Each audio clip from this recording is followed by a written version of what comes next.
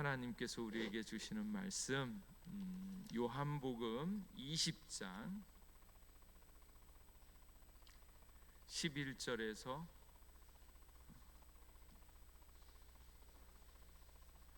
18절까지의 말씀입니다.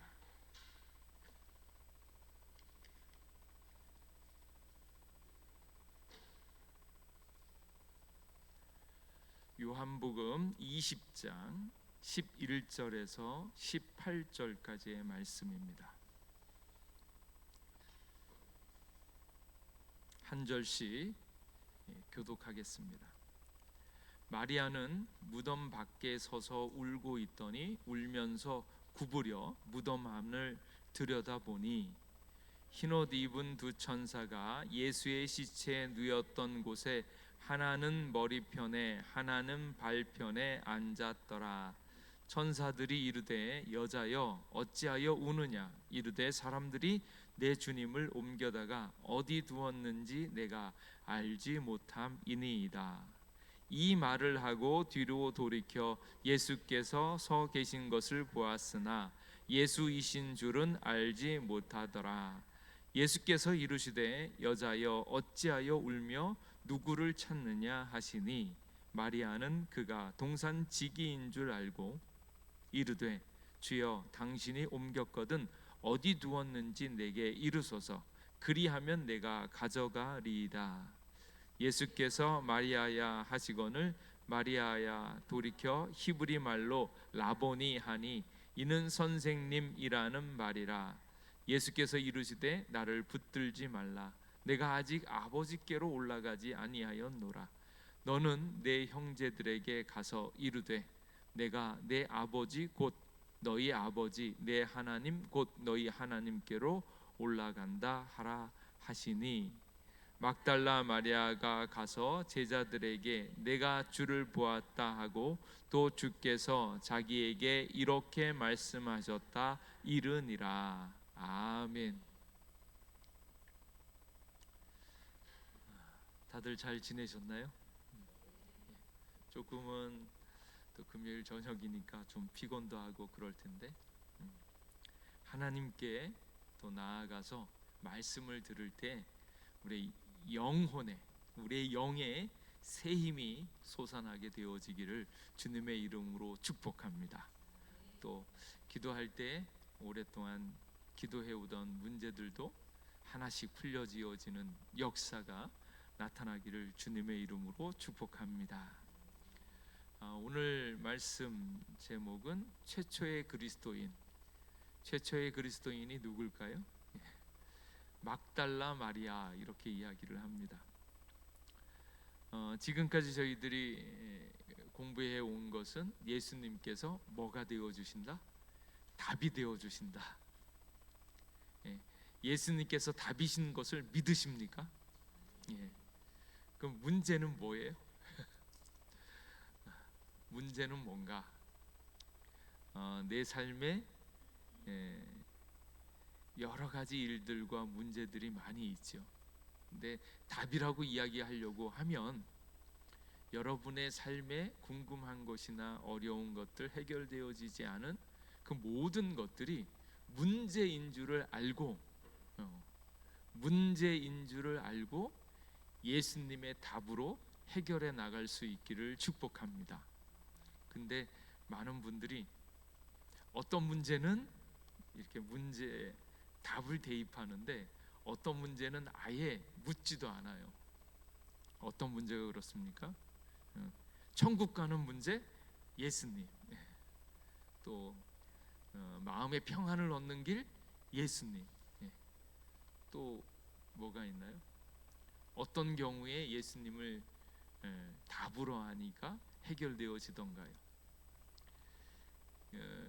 그래서 사람들이 예수님께 의지하고 예수님께 답을 구하고 이 모든 과정 속에서 어떤 거는 구하고 어떤 것은 안 구하고 여기에 따라서 무엇이 생기는가 하면 믿음의 차원이 생깁니다. 오늘 있는 성경 본문도 바로 그와 같은 그런 이야기예요. 예수님께서 세상의 문제를 해결하신 답이신데 그 답을 어떻게 경험하는가, 그 답을 얼마나 힘있고 능력있게 경험하면서 그 세계를 누릴 수 있는가 하는 그 문제가 오늘 말씀에 나와 있습니다. 그 문제는 무엇에 달려있다? 믿음에 달려있다라는 거예요. 오늘 조금 본문으로 먼저 들어가면, 마리아는 무덤 밖에 서서 울고 있었어요. 왜 울고 있었는가? 일단은 내 주님이 죽으셨다. 그리고 지금 안에 예수님이 없어졌다. 근데 여기 있는 지금 막달라 마리아가 우는 이유, 여러분 같으면 어떻게 했겠습니까? 막달라 마리아와 더불어서 울 수 있는 사람 없을 거예요. 왜 없습니까? 예수님 부활했으니까. 부활했는데 뭘 울어? 그리고 예수님이 안 계시면, 아니 부활하셔서 걸어 다니시거나 날아다니시면서 뭔가를 하시겠지라고 생각하지 울 일은 아니다. 근데 마리아는 울고 있습니다. 울고 있어요. 근데 여기서 이제 문제를 하나 드리면, 마리아는 예수님을 믿었을까요? 안 믿었을까요?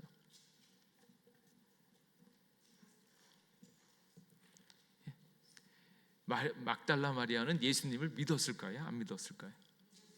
믿었어요? 근데 왜 울까요? 오늘 있는 그 얘기를 쭉 보면 예수님께서는 그 전에 가시기 전에 뭐라고 얘기했어요? 죽은 후에 내가 부활할 거다. 그것도 제자들을 통해서 3번씩이나 얘기를 했는데, 그럼 다시 한번 해볼까요? 그러면 막달라 마리아는 예수님을 믿었을까요? 안 믿었을까요? 그래도 믿었죠. 믿었어요. 근데 뭘 못 믿었습니까? 예수님께서 하신 말씀의 그 깊이까지, 그 부활의 세계까지는 못 믿었다라는 거예요. 그러니까 예수님을 믿지만 그 믿음의 분량에 따라서 그 사람이 알고 누리는 세계는 확실하게 달라진다라는 거예요. 그래서 우리가 기필코 말씀을 보면서 계속 훈련하고 계속 깊어지기를 원하는 것은 그리스도의 장성한 분량까지 우리의 믿음이 자라날 수 있기를 주님의 이름으로 축복합니다. 그 믿음의 수준만큼, 믿음의 크기만큼 걱정 안 해도 되는데, 하나님, 그러면 우리는 하나님 이름만 불러도 걱정이 안 되죠. 왜 걱정이 안 돼요? 천지 만물을 지으셨고 인간을 지으셨고 존재를 지으셨고, 존재를 만드신 그 하나님께서 언제든지 원하시는 때에 모든 것을 새롭게 만들어 주실 줄 믿습니다. 그러니까 걱정할 것이 없어요. 근데 문제는 어디 있냐면, 그럼에도 불구하고 걱정하는 사람이 있잖아요. 왜? 그것까지 주님이 하신 줄을 못 믿는 거예요. 예수님을 믿는데 예수님께서 하신 말씀도 보고 기적도 분명히 믿었는데, 지금 있는 이 막달라 마리아는 예수님께서 말씀하신 바 부활에 대해서는 못 믿고 있거나 그것을 확실하게 고백하지 못하고 있는 그 상황인 거예요. 그래서 이것이 우리에게 주어진 당면 과제인데 믿음입니다. 믿음. 여러분의 믿음이 주님께서 말씀하시면 말씀하신 것 그대로 다 이루어질 것을 믿고 그 안에서 평강을 누리시기를 주님의 이름으로 축복합니다.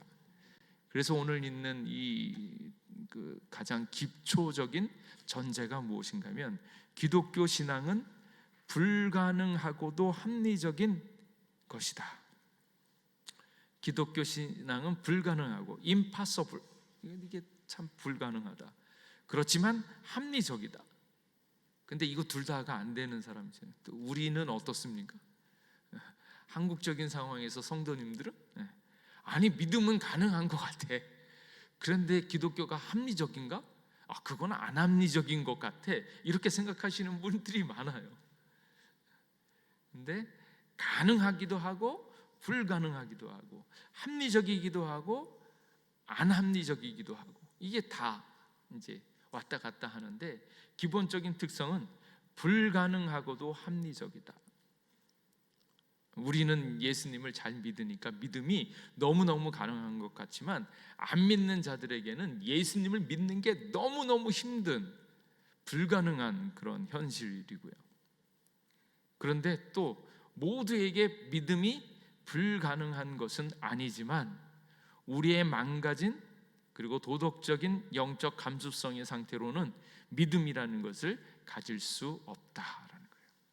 인간의 마음 자체에 근원적인 불신앙의 죄악들이 싹트고 있기 때문에 신앙을 갖는다는 것이 참으로 많이 어렵다. 다시 말해서 믿음은 외부적인 개인이나 도움이 없이는 누구에게도 불가능하다는 것이다.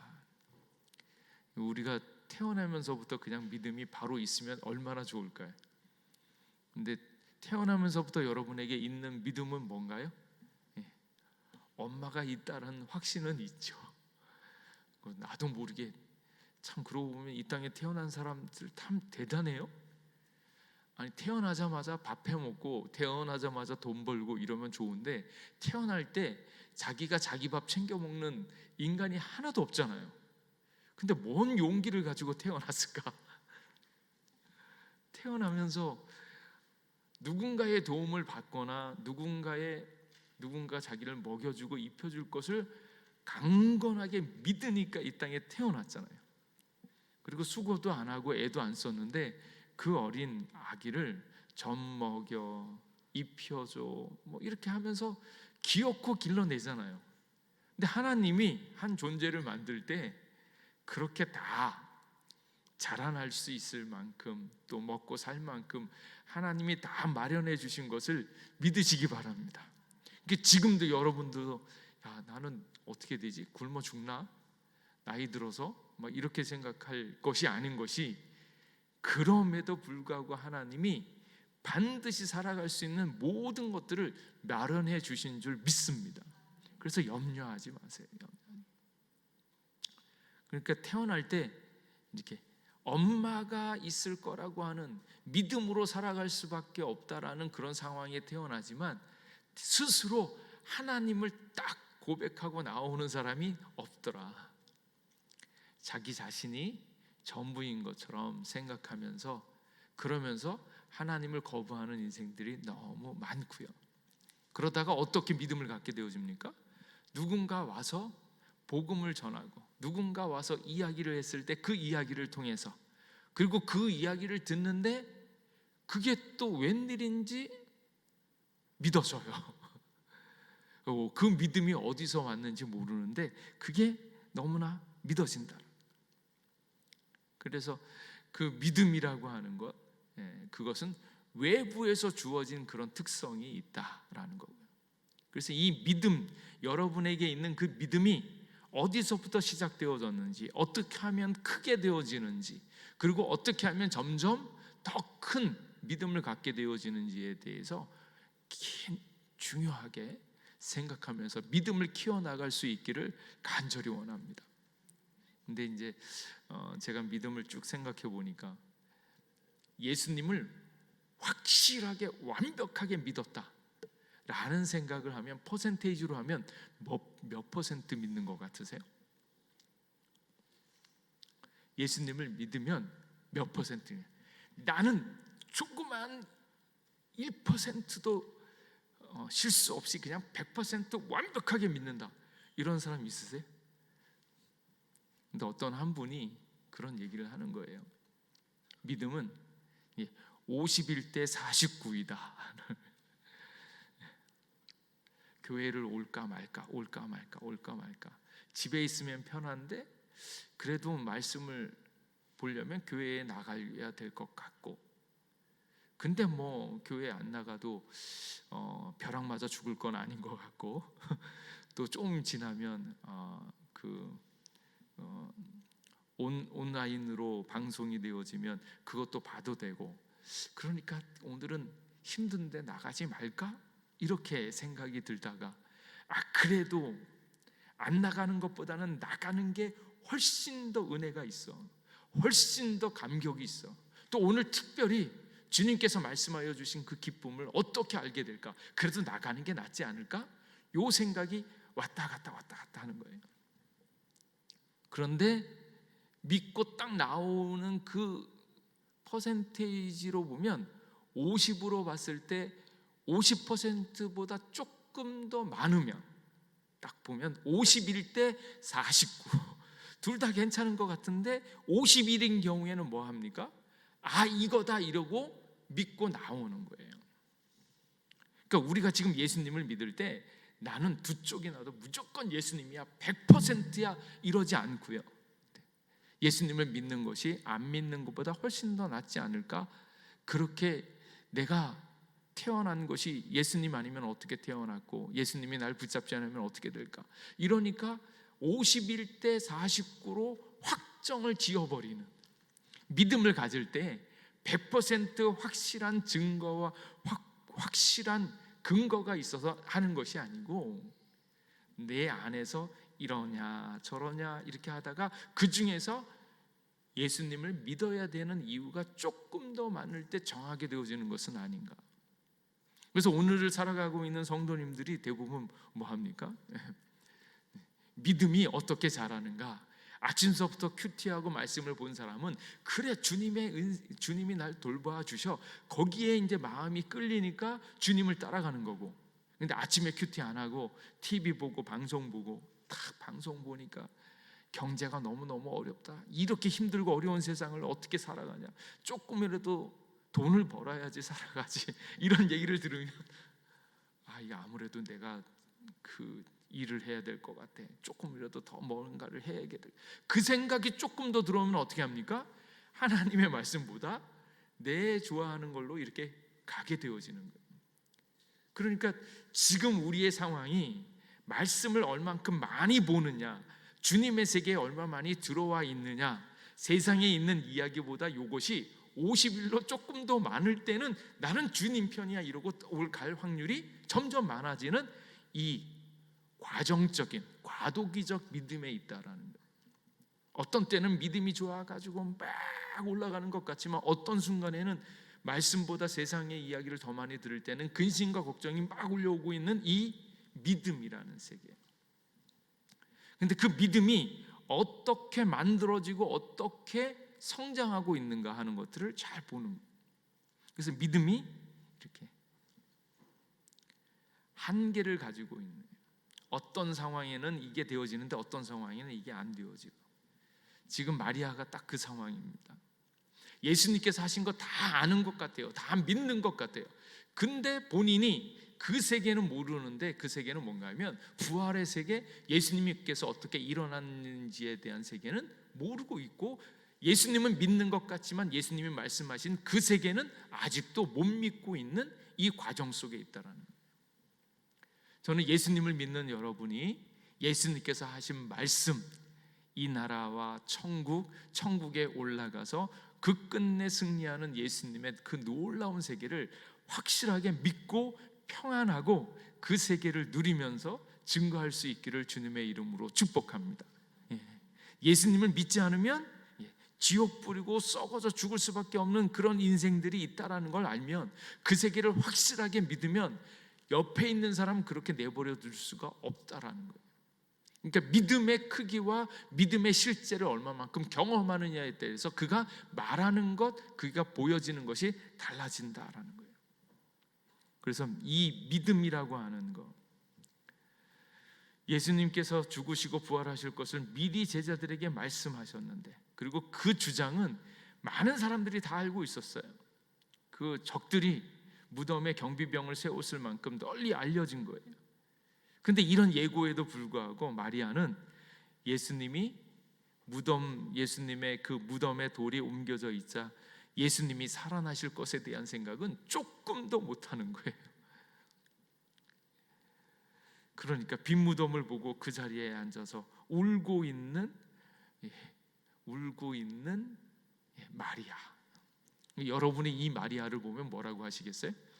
울지 마. 왜 울어? 그거 울 일 아니야. 걱정도 팔자다.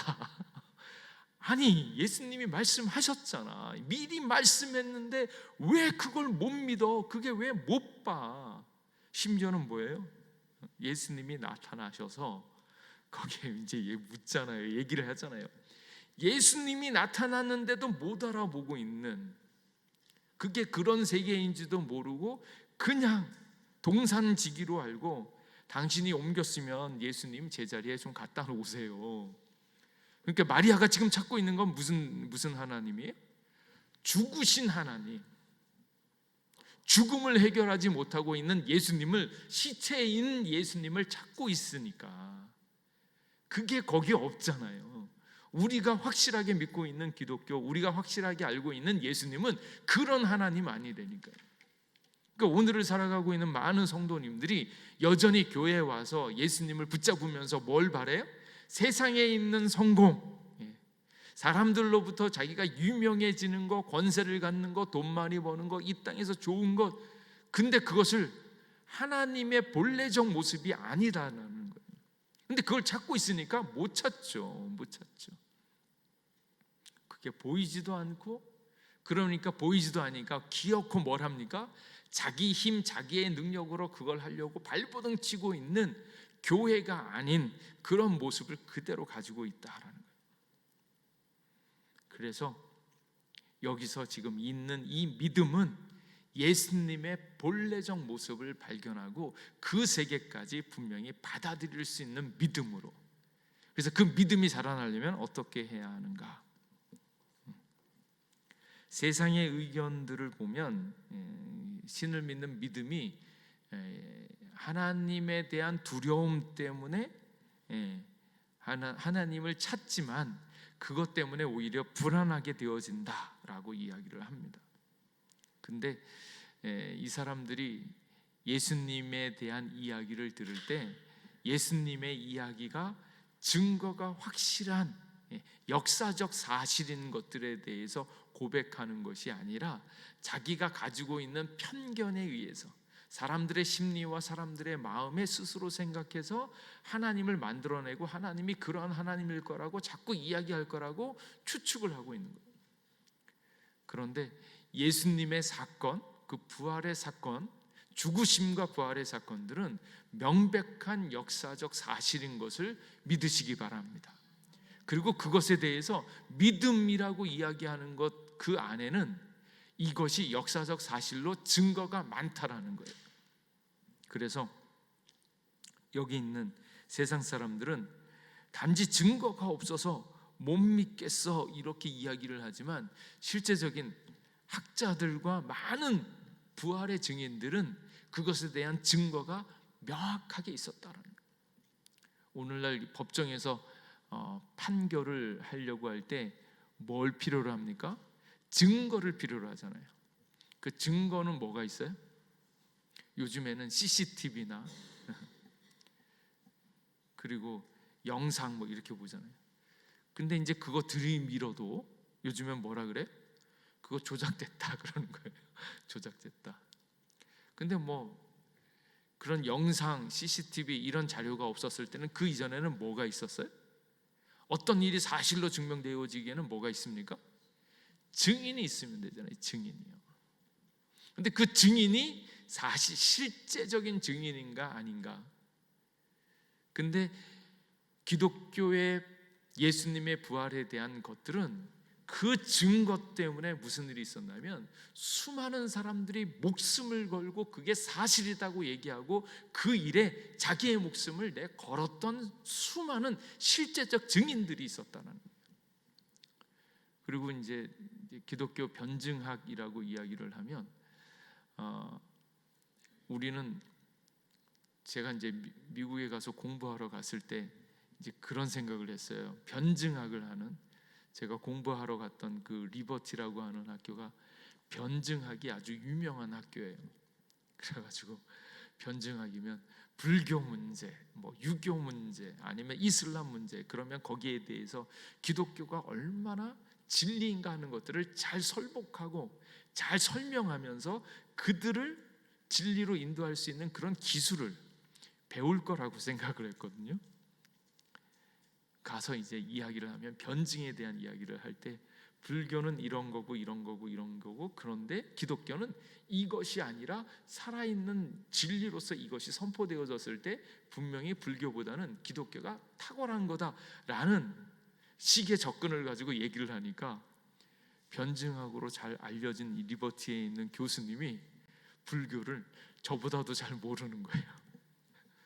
그러니까 그런 식의 변증이 아니었던 거예요. 근데 알고 보니까 그 변증이 어떤 것이었냐면, 예수님의 부활, 예수님께서 생애 그것에 대한 실제적인 증거를 가지고 구성을 하는 거예요.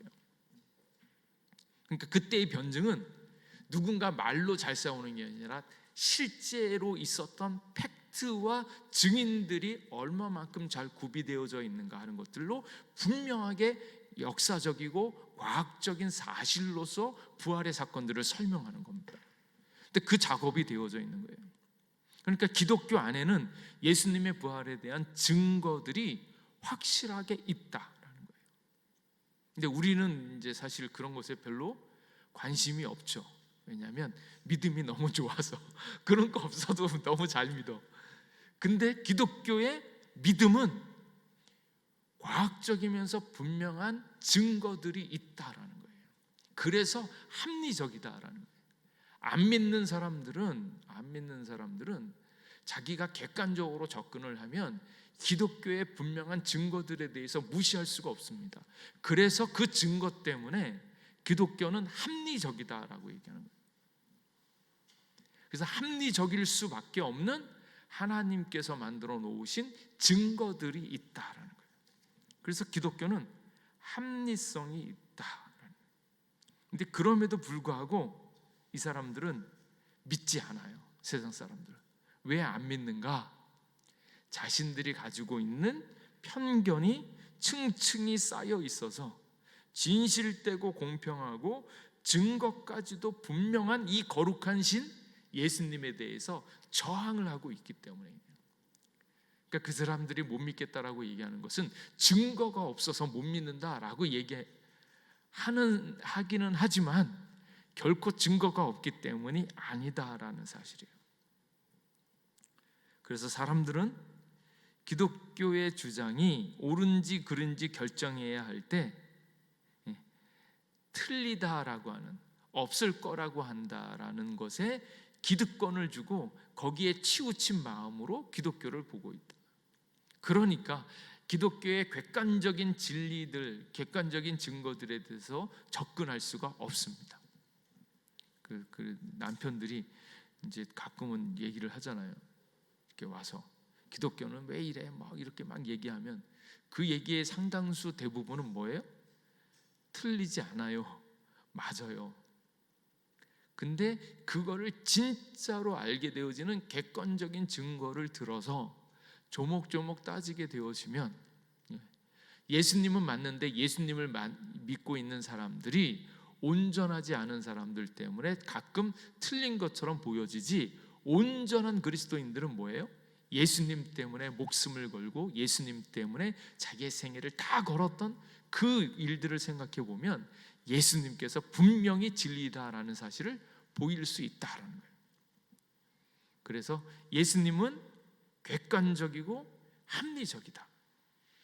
그런데 세상 사람들은 겹겹이 쌓여져 있는 편견 때문에 믿지 못하고 있다.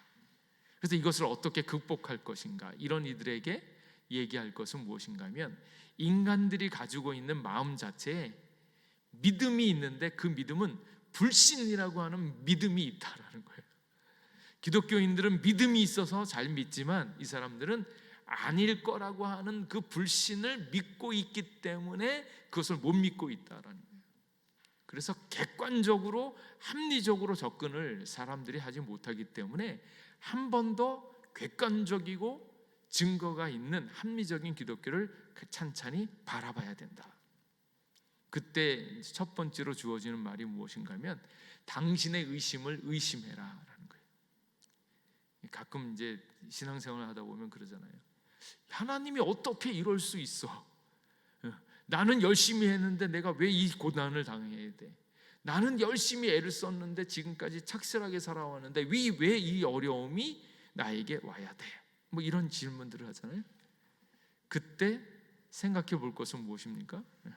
하나님이 틀린 것이 아니라 하나님을 믿고 있는 당신의 믿음을 다시 점검하시오. 당신이 가지고 있는 생각이 무엇이 잘못되어졌는지를 생각해 보시오. 이런 거예요. 제가 가끔은 이런 말씀을 한 번씩 드리는데, 약속 있잖아요. 약속. 우리 중에서 약속을 잘 지키는 사람이 누가 있어요?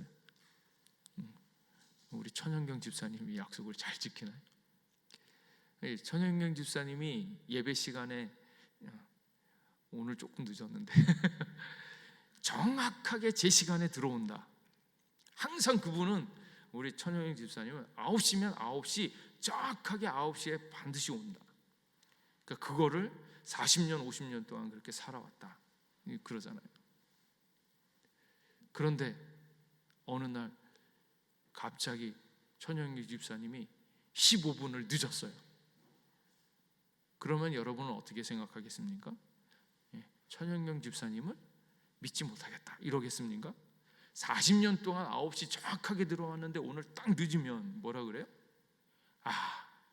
분명히 천영경 집사님이 사고가 났거나 뭔가 문제가 있다, 못 믿을 사람이다, 이게 아니라 뭔가 사정이 있을 것이다, 이렇게 하는 거죠. 그런 것처럼 지금까지 살아오면서 내 생애에 있어서 나를 지켜주시고 나를 만져주시고 동행하여 주시고 약속을 다 지키신 하나님이 왜 나한테 이렇게 했을까? 이러면 지금까지 살아오면서 증명해냈던 하나님의 흔들리지 않는 그 믿음이 분명히 있다면 뭐라고 생각하겠어요? 하나님이 잘못됐다 이렇게 얘기하는 게 아니라 뭔가 사연이 있다, 뭔가 일이 있었다, 이렇게 생각하는 거예요. 그러니까 하나님이 잘못되어진 것이 아니라 무언가 틀어졌을 때는 하나님이 잘못된 게 아니라 그것을 믿고 있는 내 생각이 잘못되어졌거나 무언가 사연이 있을 것이다 라고 생각하는 거죠. 그럴 만한 특별한 일이 있었겠구나 라고 생각하는 거죠.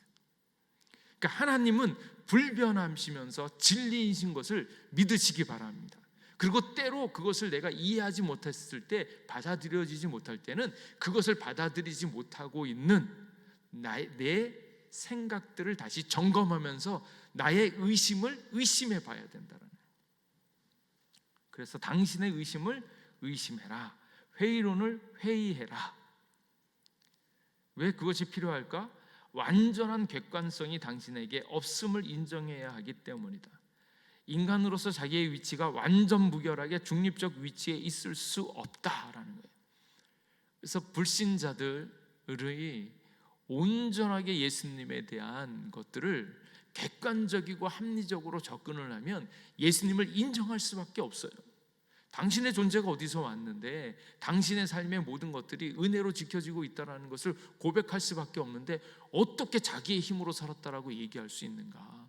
하나님이 살아계시다라는 것이 당연스럽게 증거가 나오는데 그럼에도 불구하고 인정하지 않는 것은 그 사람 자체가 불신이라고 하는 그런 믿음을 가지고 있기 때문이다. 그래서 객관적으로 접근하지 못한다. 그래서 당신 자신이 완전히 공정할 수 없음을 인정하지 않는 한 당신은 결코 증거를 공정하게 대하지 못한다라는 거예요. 그래서 지금 있는 믿음에 대한 문제들, 자기가 기준인 것처럼 얘기하지만 결코 자신의 기준이 되어지지 못하고 그 사람이 말하거나 생각하는 것이 옳다라고 볼 수 없다라는 거예요.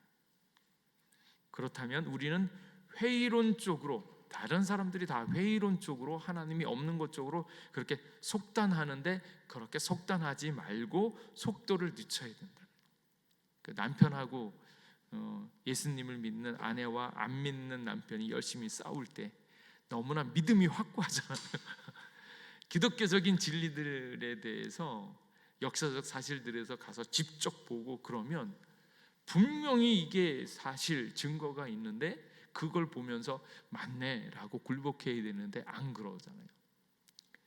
꼭 믿지 못할 그 무언가를 핑계를 만들어내면서 자신이 믿고 있는 불신을 합리화시키는 그 버릇이 있잖아요. 그럴 때 안 바뀌니까 회의론 쪽으로 속단하지 않도록 단지 속도를 늦출 뿐이다. 그리고 기독교의 진리 이렇게 이야기를 하면, 기독교가 진리라고 한다면 그 진리의 특성은 뭔가 하면 인격적인 만남을 통해서 되어진다는 거예요. 저는 인간이 합리적인 사람이었으면 정말 좋겠어요. 합리적인 사람이라면 분명히 틀린 것도 알고 맞는 것이 무엇이고 하나님의 계심과 이 모든 것들이 인정할 수밖에 없는 이유들이 자명하게 나오는데, 그걸 하지 않는 이유가 무엇인가 하면 자기 스스로는 하나님을 알만한 힘과 능력과 이것이 없기 때문에 그래요. 그래서 진리는 인격적이고 관계적이다는 거예요. 특별히 하나님에 대한 모습은 하나님께서 자기 자신을 우리에게 보여줬을 때 하나님의 세계를 우리가 아는 것처럼, 예수님을 믿으려면 예수님과 인격적인 관계가 있어야지만 주님이 보여주시는 거예요. 오늘 성경 본문에 보면 마리아가 나오는데 마리아하고 예수님하고 얘기를 하잖아요. 근데 마리아는 못 알아보는 거예요. 근데 그 마리아에게 예수님이 그 부활이라는 것을 분명히 가르쳐주고 알려주기 위해서 뭐 하셨어요? 예수님께서 나타나셔서 그와 말씀하시면서 말씀하는 도중에 그를 깨우치면서 이야기를 해주면서 예수님을 만나도록 도와준다는 거예요. 이게 믿음의 특성 가운데 인격적이고 관계적이고 대화에 있는 예수님의 도움이 반드시 필요하다라는 거예요. 근데 가끔은 저희들이 이거를 너무나 빼먹고 있는 것 같아요. 우리의 지금 상황 가운데, 우리의 말씀 가운데, 우리의 섬김 가운데 예수님이 계신가?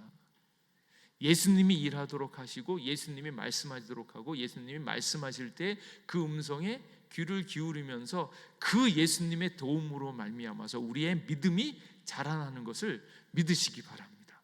그걸 경험하셔야 돼요.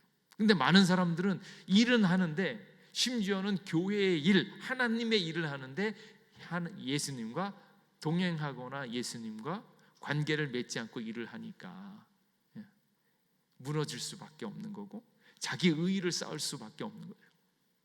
그래서 요즘에 나온 이야기 가운데 가장 핵심적인 예, 하나님의 일을 하면서 하나님 없이 하지 마라. 하나님의 일을 한다고 이야기를 하면서 하나님 없이 하고 있는 사람들 너무나 많다.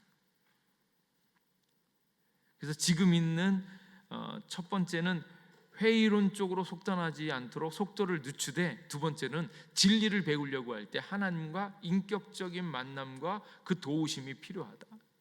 그래서 남편하고도 이제 이야기를 할 때 하나님이 도와주시기를, 그리고 이 인격적인 예수님이 우리 남편을 도와주기를 기도하고 그 이야기를 해야 돼요. 당신의 힘으로는 알 수 없어요. 예수님이 도와주셔야 됩니다.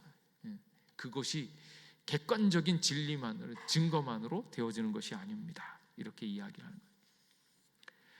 그래서 믿음이 이제 믿음의 두 가지 특성이 있는데, 불가능하면서도 합리적이다. 그래서 첫 번째는 합리적이다라는 것을 먼저 밝히면, 믿음이 합리적인 과정이만이 아닌 보다 관계적이고 인격적이다.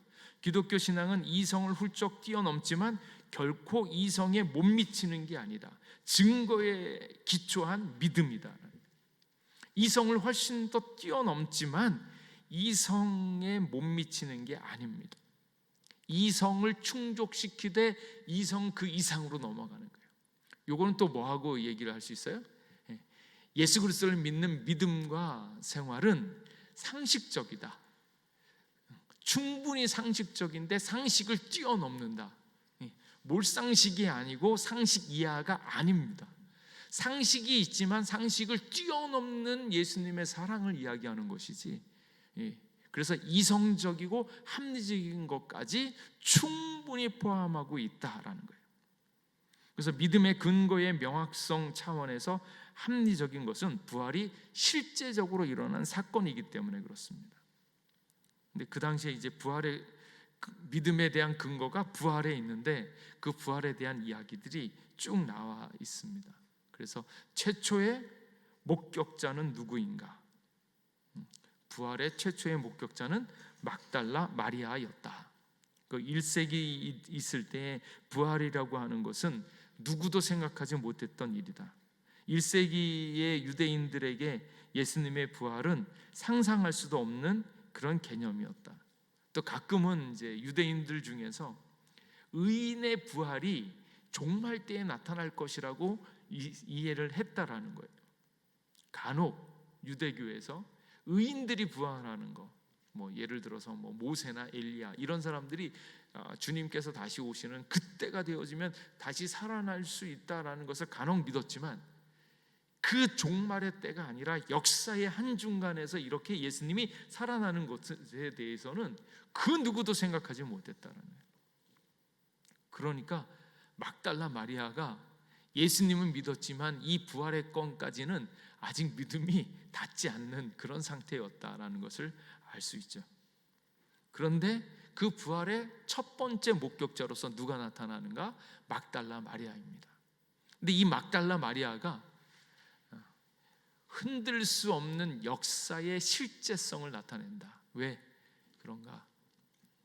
당시의 여자의 말은 믿을 게 못됐습니다. 여자의 말을 믿을 게 못된 것이 아니고 그 문화적 상황에서는 여자의 말이 신빙성이 없다라고 느껴지는 그런 때였어요. 가부장적인 사회에서 사람 수를 세워도 누구만 세요? 남자들만 세고 여자들과 아이들은 대부분 빼놓고 그 정도로 법적인 가치라든지 증언에 대한 효력이 하나도 없습니다.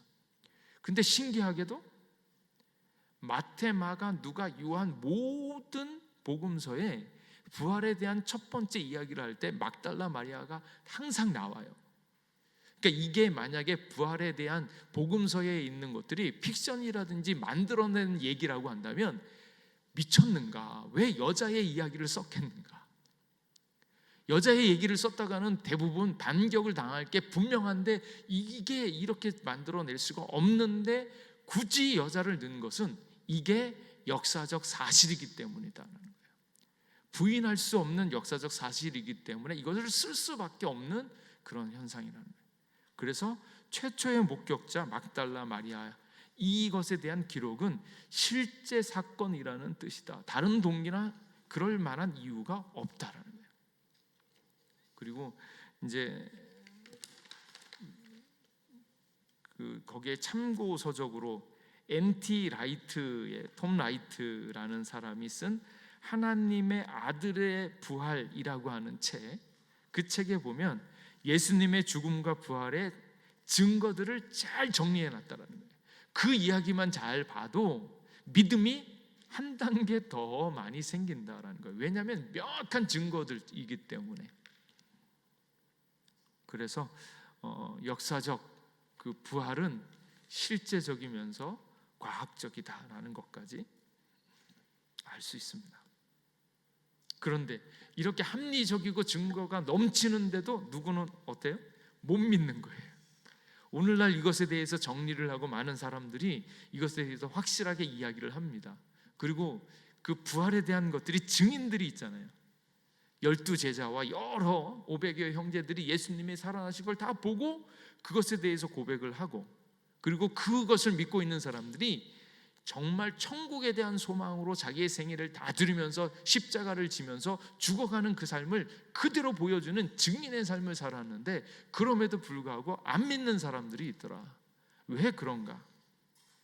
믿음의 불가능성. 합리적 이성 하나만으로 진정한 믿음에 이룰 수 없다. 그럼에도 믿음은 이성 이하가 아니다. 성숙한 믿음은 전인적 행위라서 이성에 못지않게 의지와 감정 또한 개입되어져야 하기 때문에 사람들이 증거는 있는데 안 받아들여지는 거예요. 증거는 있는데 나는 그거 관심 없다. 그래도 나는 믿기 싫다. 그래서 요즘 이렇게 나오는 이야기 가운데 가장 재밌는 얘기가 그 얘기인 것 같아요. 어떻게 교회에서 이럴 수 있어? 기분 나빠서 못 가겠다. 이제 이러는 거예요. 기분 나쁘면 천국도 가기 싫다 이런 거예요.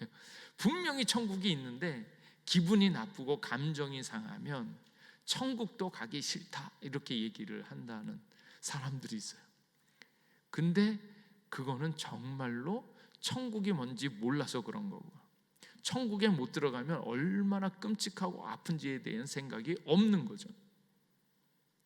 그러니까 확실한 증거는 천국이 있고 지옥이 있다는 것을 분명히 알면서도 사람들의 감정의 문제, 여러 가지 사정들이 있어서 자기들은 그걸 안 믿으려고 하고 있는 그 불가능성.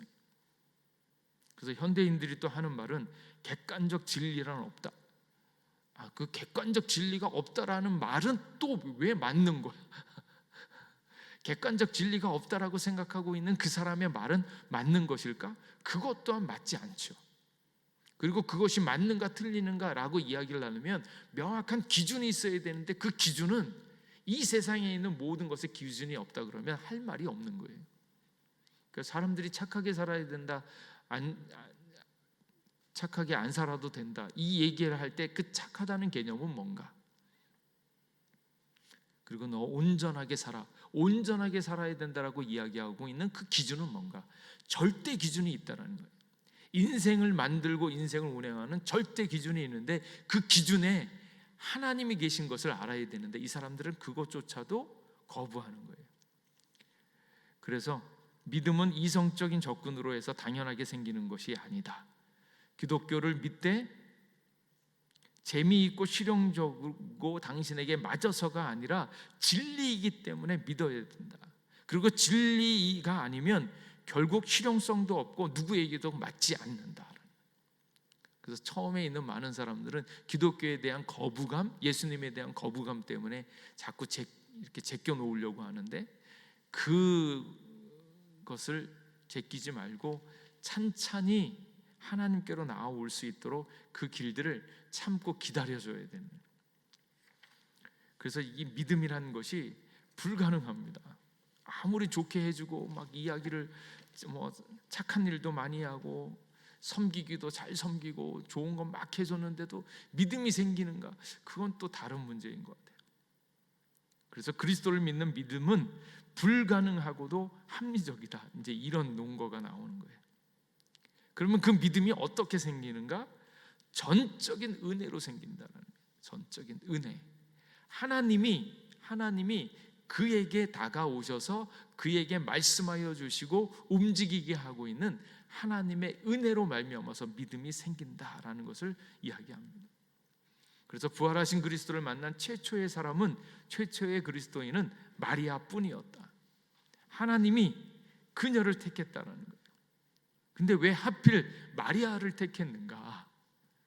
예수님께서 최초의 그리스도인으로서 남자가 아니라 여자를 택했다라는 거고, 공동체의 기둥이 아니라 회복된 정신질환자. 이게 참 고상하죠? 회복된 정신질환자. 옛날로 얘기하면 뭐예요? 귀신 들렸다라는 거예요. 정신분열 이렇게 되거든요. 그렇게 제정신인지 아닌지 알 수도 없을 것 같은 그 여자를 택해서, 그리고 지도자급이 아니라 평범한 뒤를 쫓아다니는 그 후원자를 택하셔서 예수님께서 보여주셔서 최초의 그리스도인이 되게 했다. 거기에 무엇이 있습니까? 전적인 은혜예요. 전적인 은혜는 우리의 조건과 우리의 상황과 전혀 상관없다는 거예요. 이 사람이 잘생긴 사람인지 돈이 많은 사람인지 똑똑한 사람인지 아무 상관없이 전적인 위로부터 내리는 선택으로 말미암아서 그가 예수 그리스도를 믿게 되었다라는 거예요. 혈통이나 도덕적 성취나 타고난 재능이나 노력의 수준, 이런 것들은 구원의 근거가 될 수 없다라는 거예요. 그래서 너의 자격, 너의 공로, 너의 행위로가 아니라 오직 예수님으로 말미암아서 우리를 구원하러 오신 그 예수님으로 말미암아서 우리 안에 무언가가 변화하는 것을 꼭 기억하셔야 됩니다. 그래서 이러한 막달라 마리아 자신의 우리가 있다는 것, 막달라 마리아의 위치에 우리가 있다는 것을 보는 순간 우리도 또 다른 영적이면서 능력 있는 그리스도인이 되게 될 줄로 믿습니다. 그리고 여기에 또 가장 이게 핵심적인 것이 있는데 그게 무엇인가 하면 그 믿음의 내용이 무엇인가. 믿음의 출처, 믿음의 시작이 은혜로 말미암아서 하나님이 우리에게 은혜를 주셔서 우리가 믿음을 갖게 되어졌는데 그 믿음에 대한 내용이 무엇인가? 그것 또한 은혜다라는 거예요. 그러니까 우리가 믿고 있는 내용이 뭔가 예수님인데 예수님이 은혜 자체이다라는 것을 믿어야 된다라는 거예요. 근데 많은 사람들이 그걸 놓치고 내가 수고하고 내가 애를 써야지 내가 복음을 경험할 거라고 생각을 하고 그런 상태로 들어가려고 하는데 그것이 아니고 공짜로 값없이 주어진다라는 것을 확실하게 믿는 것이 복음의 내용이다라는 거예요. 당신이 만일 예수님은 위대한 스승이며 그분의 윤리 규정대로 사는 사람만을 도와주고 기도에 응답하신다고 믿는다면 그것은 아직 그리스도인이 아니다. 그건 일반 신념이지 구원의 믿음이 아니기 때문이다. 그래서 이것이 조심해야 될 것이 있는데 그게 뭔가 하면 기도예요. 기도하면 다 들어주신다라고 얘기하는데 그 기도를 했을 때 들어주시는 것은 전적인 하나님의 은혜입니다. 근데 내가 기도를 하면 무조건 다 이렇게 자동방으로 무조건 이루어진다라고 생각하는 것은 하나님의 은혜를 저버리는, 내가 돈 놓고 돈 먹기 하는 식으로 내가 하면 다 될 거라고 하는 것들은 자기 신뢰이지 자기 신념이지 절대 하나님의 은혜가 아닙니다. 근데 기도는 하나님의 때에 하나님의 방식으로 우리의 불쌍함과 연약함을 아시고 하나님께서 응답하실 것을 믿습니다. 그 모든 것들이 누구에게 달려있는가? 하나님께 달려있고 하나님께서는 하나님의 택한 자녀에게 그것을 값없이 준다라는 거예요. 우리가 열심히 했을 때만 주는 것이 아니라 우리가 부족하고 연약하고 못하다 할지라도 하나님이 우리를 긍휼히 여기시면 하나님의 때에 반드시 응답되어진다라는 거예요. 그렇게 은혜로 주어진다라는 것을 믿어야 된다라는 거예요. 그래서 진정한 기독교 신앙은 예수님께서 그분의 죽음과 부활을 통해 우리를 구원하심으로 우리가 순전히 은혜로만 받아들일 수 있음을 믿는 것이다. 은혜로만 받아들여지는 것을 믿어야 되는 거예요. 그래서 믿음의 내용 은혜이고 그래서 복음이다라는 거예요. 그래서 루터가 이것을 깨닫고 이야기한 얘기가 구원이란 내 공로를 하나님께 드려서 받아내는 것이 아니라 하나님이 그분의 공로로 말미암아 나를 받아주시는 것이다. 그래서 루터는 그 사실을 깨닫는 순간 내가 거듭나 열린 문으로 낙원에 와 있음을 느꼈다고 말한 것이다. 그래서 부활에 대한 그 확실한 믿음, 그 믿음은 은혜로 주어지는 것이고 하나님의 전적인 역사이다라는 것을 고백하는 거예요. 이것이 믿음의 세계입니다. 그래서 예수님을 믿는다고 하지만 여전히 믿지 못하고 고백하지 못하고 있는 것이 있다면 주님 안에 더 많이 들어가시고 주님과 같이 동행하면 하나님께서 우리에게 값없이 믿음을 허락하여 줄 믿습니다. 그래서 믿음은 바라는 것들의 실상이다라는 거예요. 실상이다. 보지 못하는 것들의 증거이다. 그래서 믿음은 하나님의 선물입니다. 사고와 증거에 입각하되 하나님의 기적적 개입으로 인해 깨어납니다. 믿음의 기초는 예수님께서 우리에게 필요한 것을 다 이루셨기에 우리가 하나님의 가족으로 입양되어 받아들여질 수 있음을 철저히 깨닫는 데 있습니다.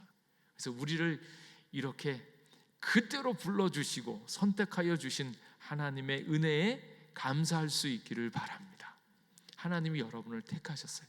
여러분의 조건과 상황에 전혀 상관없이 오늘도 우리에게 이 사랑과 은혜를 허락하여 줄 믿습니다. 그래서 우리는 남은 평생 그 인자한 사랑을 맛보고 경험하며 그로 인해 빚어져야 한다라는 거예요. 그리고 여기 이제 마지막으로 권면하는 것이 믿음에 이르는 방식의 상이성이에요. 그 믿음을 갖게 되어지는 그 차원들이 사람마다 저마다 너무너무 다르다라는 거예요. 누구는 은사를 먼저 줘서 깨닫게 하는 사람이 있고, 누구는 말씀을 통해서 깨닫는 자도 있고, 누구는 옆에 사람의 간절한 이야기를 들으면서 되어지는 사람도 있고. 베드로는 어떤 때 가장 큰 은혜를 받았어요? 말씀에 얽힌 닭소리의 은혜를 받았고요. 그러면서 믿음이 확 오잖아요. 예수님의 기적도 보고 막 다 봤는데 예수님께서 마지막으로 얘기하시잖아요. 네가 나를 배반할 거다. 또 그건 또 안 믿겨져. 안 믿겨지고 있다가 그 어느 순간 닭소리가 울릴 때 그제서야 그 말씀이 맞았구나. 내가 그걸 못 믿었었구나. 그래서 그것이 이루어지는 것들을 확실하게 믿고, 그리고 그 믿음을 다시 살리기 위해서 뭐 하세요? 부활 이후에도 주님을 따라가지 못하고 있으니까 부활하신 후에 가가지고 고기 구워주시고 떡도 구워주시고 같이 나누면서 네가 나를 사랑하느냐 그 이야기에 다시 회복시키니까 믿음이 견고해지는 것. 그래서 저마다 믿음의 길들이 다른데 그 믿음이 각 사람에 맞도록 하나님께서 허락하여 주실 줄 믿습니다. 그래서 우리가 지금 가고 있는 그 길을 믿음이 점점 커가는 길, 믿음이 있지만 믿음이 점점 견고하여지고 더 크고 놀라운 부활의 역사까지 다 경험하게 되어지기를 주님의 이름으로 축복합니다. 기도하겠습니다. 하나님, 오늘 우리와 함께 해주셔서 감사합니다. 주님께서 행하신 놀라운 일들을 바라보건대 그 사실들을 그대로 믿는 저희들 되게 하여 주시옵소서. 증거가 있음에도 불구하고, 명백한 사실임에도 불구하고 받아들이지 못하고 있는 굽어진 우리의 인생을 불쌍히 여기시고, 이제는 주님께서 친히 오셔서 가르쳐 주시고 보여주심으로 말미암아 우리의 믿음이 자라게 하시고, 우리의 인생의 좋은 날이 전적인 하나님의 은혜로 주어지는 것을 알게 하여 주시고 주님만을 따라가는 저희들 되게 도와주시옵소서. 함께하여 주시는 은혜 감사드리옵고 예수님 이름으로 기도하옵나이다. 아멘.